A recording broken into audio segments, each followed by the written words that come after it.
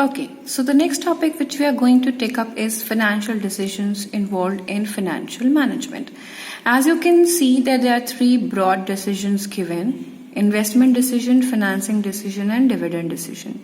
Investment decision is that reflects as how the firm's fund has been invested in the different assets.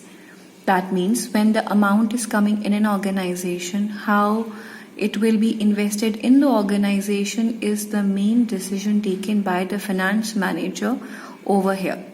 It is further divided into two parts: long-term investment decision, which is also called capital budgeting, and short-term investment decision, which is called as working capital decision.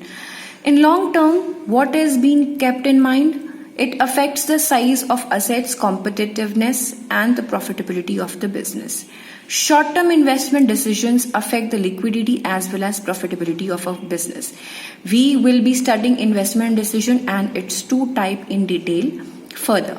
Next one is financing decision.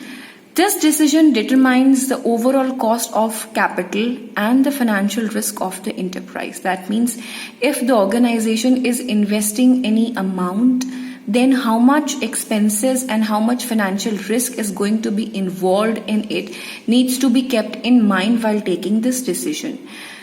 Then where to raise the required capital through debt. So if the funds is getting raised, is it getting raised through debt? Debt means borrower's fund, or whether it is getting raised through equity, that is owner's fund.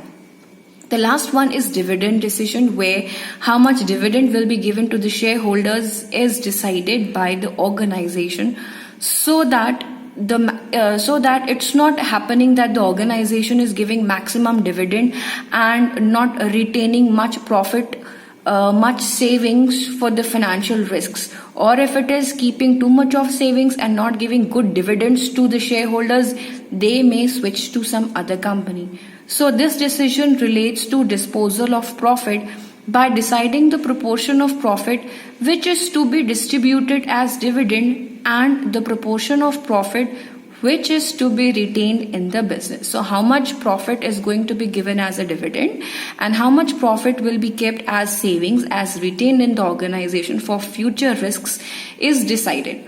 The proportion of profit to be distributed as dividend, the proportion of profit to be retained as reserves, that is savings.